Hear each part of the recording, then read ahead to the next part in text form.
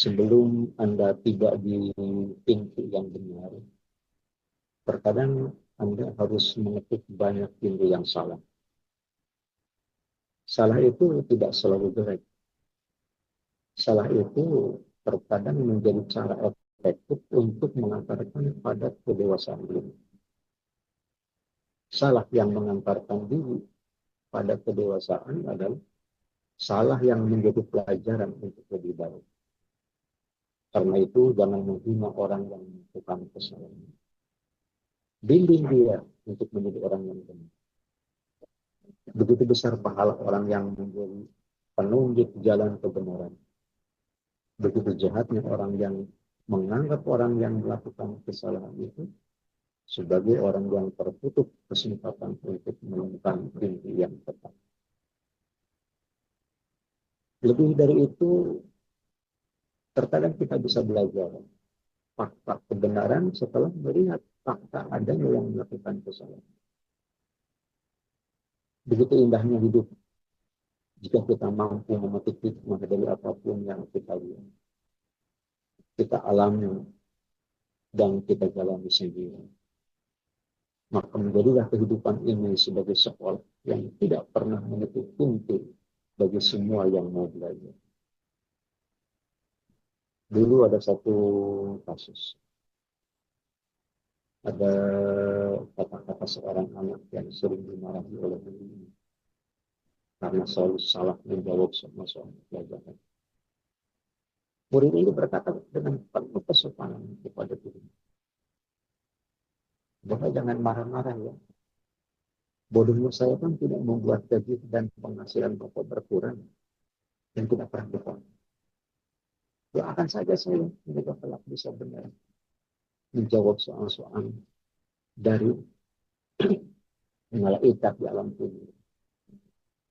Sang guru sangat terkejut, sangat terkejut dengan jawaban ini. Sang guru terkejut dan kemudian menangis. Ini pelajaran yang sangat berharga. Seorang anak yang dinyatakan bodoh, dinyatakan salah oleh gurunya itu, dia itu sebenarnya bukan tidak berupaya, hanya kemampuannya sampai di situ.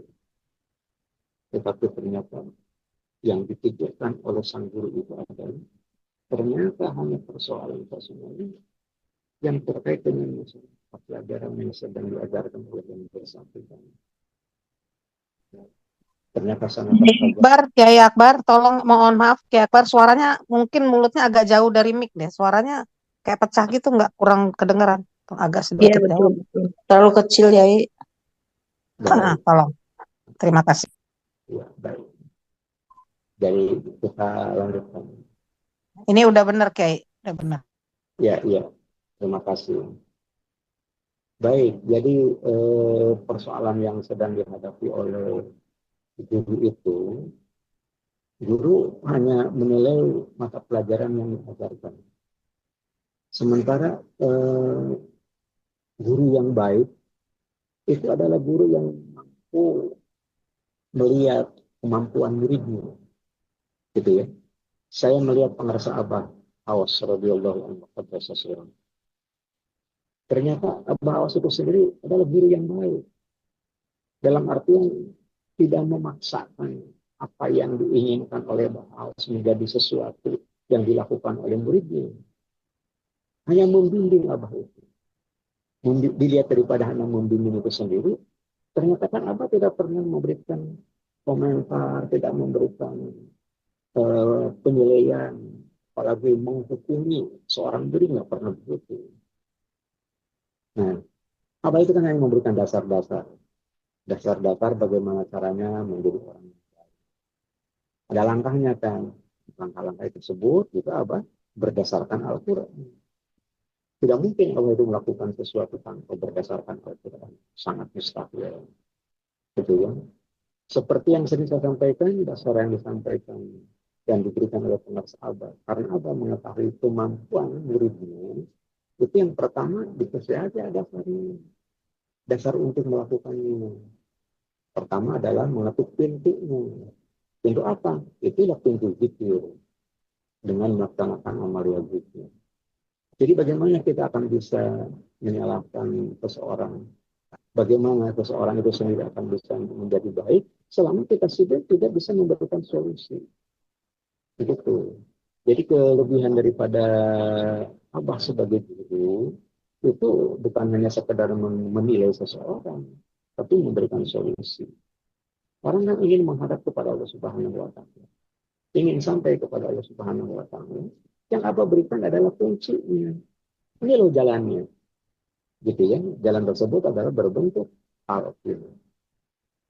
Nah, jadi kalau ternyata memang orang tertutup, gitu ya, itu yang diajarkan adalah segala sesuatu yang tersirat di dalam otaknya, bukan di dalam hatinya. Nah, karena ini Abah sebagai murid, otomatis yang diberikan adalah bagaimana langkah awal orang itu sendiri bisa mendapatkan kebahagiaan di dunia dan di akhirat. Jadi takkan zikir. Kalau sudah dikatakan zikir kan tinggal diamalkan. Al-Hijr ayat yang ke-65. Pak asri bi ahri kadikit iminalai. Begitu. Nah kemudian setelah orang itu sudah melakukan apa-apa amalan, ajaran setelah dibukakan kuncinya, pintunya oleh pengusaha, itu kan ada skala prioritas. Skala prioritas itu sendiri apa yang harus dilakukan terlebih dahulu.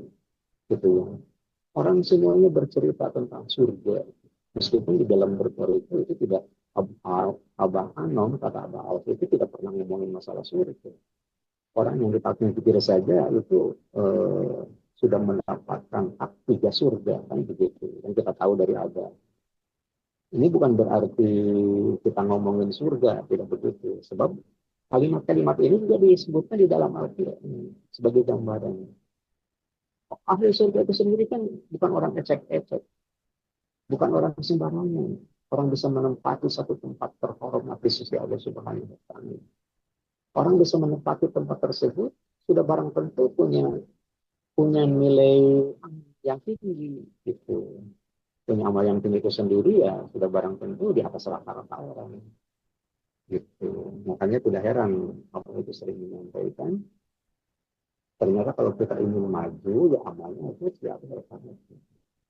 Kalau orang lain tidur, kita tidur itu bukan maju kalau begitu. Yang dikatakan maju di atas rata-rata itu, yaitu apabila orang lain sudah tidur, kita masih mulai. Gitu. Kalau orang lain itu sendiri masih tidur, kita sudah mulai. Itu namanya orang di atas rata-rata. Nah ini kan kita dilatih ya, dilatih. Bisa ya 2 hari ke depan kan kita akan melakukan sholat diskusi dan yang punya rakaatnya ada 100 gitu.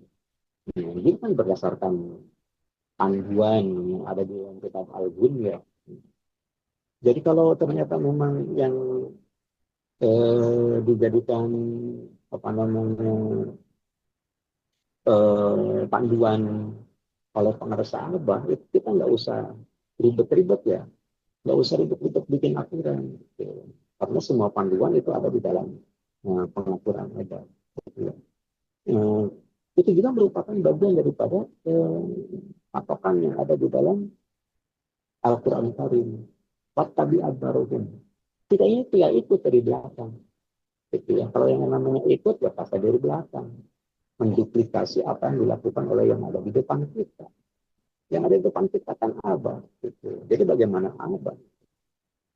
Saya sudah beberapa kali yang melakukan sholat nisfu Sya'ban bareng dengan sahabat. Gitu.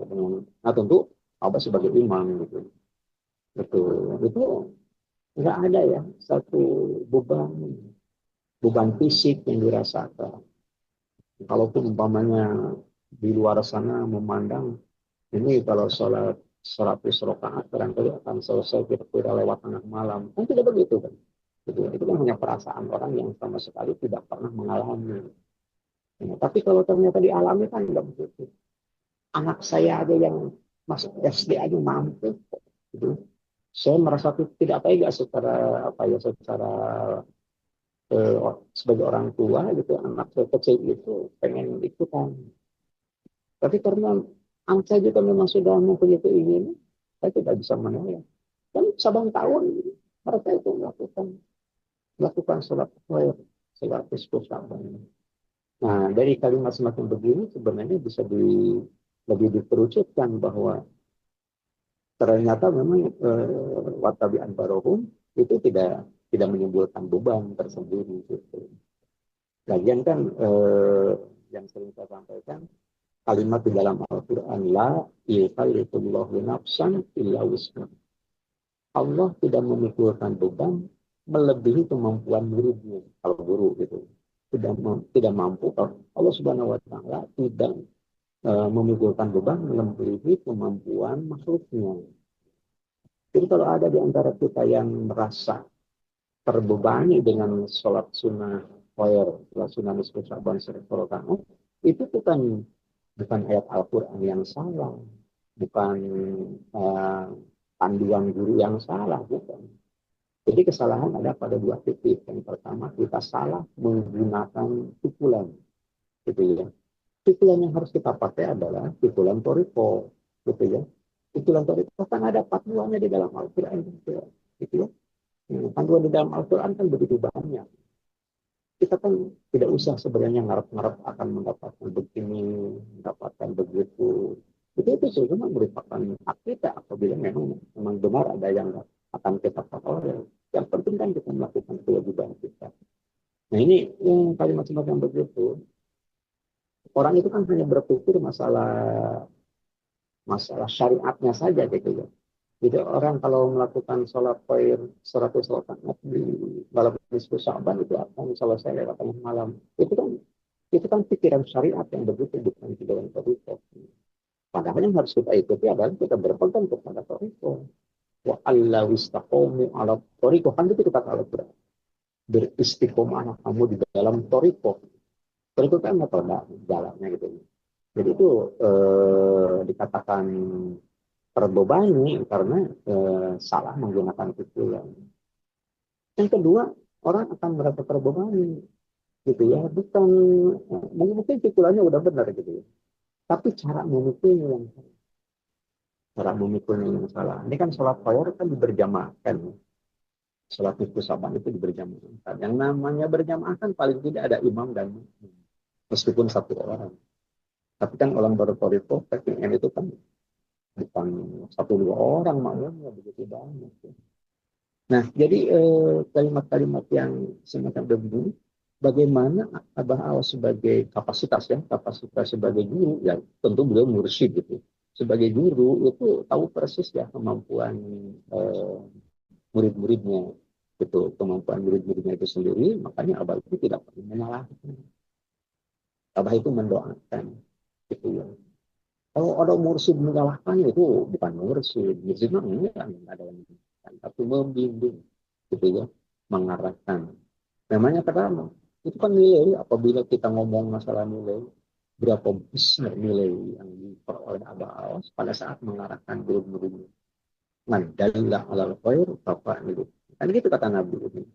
Barang siapa mengarahkan, menunjuk di jalan kepada yang benar, kepada kebaikan, maka ia akan mendapatkan nilai sebesar apa yang dilakukan oleh orang yang diarahkan tersebut tanpa mengurangi nilai sedikit pun orang yang melakukan. Gitu. Makanya Allah itu sendiri selalu membimbing. Banyak yang minta doa kepada Allah. Kata Abang nggak usah minta doa. Allah nggak pernah berhenti berdoa. Itu kan setiap acara manakibang saja kan kita berdoa.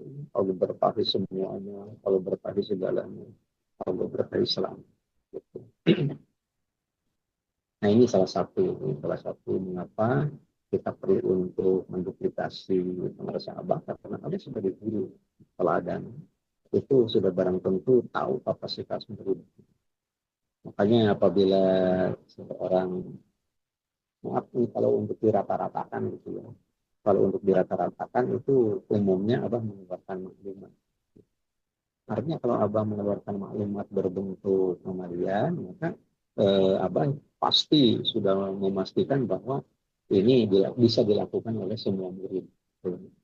Jadi kecuali untuk murid-murid tertentu itu biasanya dilakukan secara khusus gitu. Maksud saya amalia secara umum yang bisa dilakukan. Kalau 100 rakaat itu bukan ketentuan Abah. Itu ketentuan yang dikutip di dalam kitab Al-Jumiyah karangan Syekh Abdul Qadir Jailani. Jadi karena ini yang mengarang kitab ini adalah Tuan Syekh Abdul Qadir Jailani pada surah, itu berarti itu kan guru kita semua, mursyid kita semua, silsilah yang ke-19 itu. Nah, ini yang tidak boleh kita abaikan adalah kalau ternyata memang kita diberi kemampuan, gitu, itu apa namanya, patut untuk disyukuri kepada Allah Subhanahu wa Ta'ala. Nah, dikatakan bersyukur, bersyukur itu artinya, maaf, ini sekarang kita yang hadir pada MOI pada subuh aja kan sudah merupakan anugerah luar biasa. Tidak setiap orang diberi kemampuan untuk bisa hadir pada MOI pada subuh. Karena apa? Karena tantangannya begitu berat. Orang yang mampu mengatasi tantangan, terutama harus apa namanya melakukan amalia sampai datangnya waktu isyarat itu bukan hal yang kecil yang begitu. Nah, berkumpulnya kita di majlis ini saja merupakan majlis tertinggi di dalam berperikop. Gitu. Memangnya kenapa? Karena di sini dihadiri oleh semua apa namanya semua wali Allah. Gitu. Karena apa? Karena disebut di dalam berperikop, disebut pada waktu tawasul. Pak De Harun pada saat memimpin tawasul tadi kan disebutkan ya, oh, semua apa nabi, rasul dan sebagainya. Itu menurut pengertian yang baik itu dulu. Pada saat diucapkan mereka itu begitu. Dan banyak di antara kita yang sudah menyaksikan dan merasakan kehadiran mereka secara fisik. Saya juga pernah bercerita pada waktu saya di Masjidil Aqsa gitu. Pada saat mau melaksanakan sholat sunnah di Mihrab Anbiya, yang bukan di Masjid Aqsa, kalau Mihrab Anbiya kan di luar ya, lapangan kalau sekarang dekat bangunan yang kubah penuh seperti itu. Kalau sekarang bisa dilihat dari ada semacam balai-balai lah gitu, semacam gazebo gitu. Itu kan di situ dikatakan sebagai mihrab dia, di mana Nabi didaulat untuk memimpin sholat sunat berjamaah dengan makmum para nabi. Saya juga mau punya kenang-kenangan tempat itu. Dan pada waktu saya sebelum takbirul ihram, saya robito kepada pengersaan. Ternyata apa? Ternyata Abah ada di hadapan saya sedang mengangkat takbiratul ihram. Makanya seketika saya pun bertakbiratul ihram bermakmum kepada beliau. Nah, orang di luar sana nggak akan ngerti, gitu ya. Karena ketidakngertiannya sampai-sampai menghukumi, menilai yang kita lakukan adalah perbuatan sesat. Karena ketidaktahuan saja. Gitu. Ya. Jadi apa yang disampaikan oleh pengarang Abah benar, gitu ya. Orang yang sudah dikasih bibir, meskipun sholat sendirian, itu akan dihukumi berjamaah. Takanya memang begitu yang saya alami. Itu yang pertama. Yang kedua, kalaupun kita sholat sendirian secara fisik, kemudian kita melintasi sholat yang harus menggunakan doa kunut, maka kalimat yang dipakai pun harus menggunakan kalimat doa mutakalim al-ghair, bukan mutakalim lokda. Kalau sholat sendirian kita berdoa menggunakan doa kunut, Allahumma hdini fiman hadait. Tapi Abah tidak begitu mengajarkannya. Meskipun kita sholat sendiri, maka domir yang dipakai adalah mutakalim al-ghair. Meskipun sendiri, tapi Allahumma hdina fiman hadait. Wa'afina fiman hadait. Begitu. Namanya kenapa? Orang yang sudah ditalkin witir pasti mengalami bahwa sholatnya tidak sendirian. Selalu bersama dengan gitu ya. Kemudian saya dapat cerita dari Bunda Haya dulu waktu saya ikut manakiban beserta pengersaan di Prapanca dulu. Itu kata Bunda Haya pernah sekali waktu ini mendengar suara gema takbir banyakan gitu ya. Tapi nggak ada siapa-siapa gitu. Begitu jadi ternyata hanya ada Abah sedang tawajuh gitu. Tawajuhnya Abah sendiri itu kan tidak sendirian, diikuti kan oleh imam-imam yang diikuti oleh para nabi dan sebagainya. Karena apa? Karena Abah selalu tahu. Gitu. Nah dengan cara demikian boleh dikatakan bahwa di setiap tempat yang pernah diberikan oleh Abah sebenarnya di situ mendapat keberkatan. Sampai-sampai ini kan berdasarkan Al-Quran juga kan. Al-Quran mengatakan begitu. Wajah alani mubarakan aina makin. Dan aku menjadi sosok yang diberkahi oleh Allah Subhanahu wa Ta'ala di mana pun. Jadi makanya orang berebut gitu ya, ini datang ke sahabat karena melihat nilainya begitu. Nah, orang lain itu kalau yang hanya melihat siapa apa dan sebagainya itu hal yang biasa. Kata abah, kata abah. Ini apa yang jadi apabila memang kita dikit orang diam aja. Namanya karena anggap saja orang yang membutuhkan itu adalah mengirim paket tapi salah alamat. Kalau memang paket itu salah alamat itu kembalikan kepada pengirim. Hmm. Paketnya berbentuk apa? Berbentuk penghinaan orang yang memunculkan fitnah penghinaan itu yang akan terlebih dahulu mengalami kehinaan dari Allah Subhanahu Wa Taala. Kita mah hitung barter lah, barter dalam artian kejelekan yang kita miliki itu akan diambil oleh mereka, sementara kebaikan mereka itu akan dikirim kepada kita. Gitu ya, jadi alhamdulillah saya melihat betapa semaraknya orang-orang yang sudah kita pikir itu melakukan kemudian apapun yang telah dibuatkan berbuat.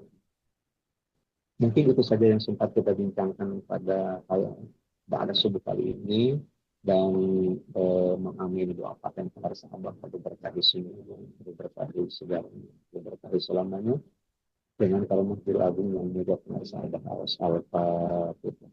A'udzubillahi minasyaitonir rajim. Bismillahirrahmanirrahim. Alhamdulillahirabbil alamin arrahmanirrahim maliki yaumiddin. Iyyaka na'budu wa iyyaka nasta'in ihdinas siratal mustaqim siratal ladzina an'amta 'alaihim ghairil maghdubi 'alaihim waladdallin. Demikian kurang lebihnya mohon maaf. Assalamualaikum warahmatullahi wabarakatuh. Waalaikumsalam warahmatullahi wabarakatuh.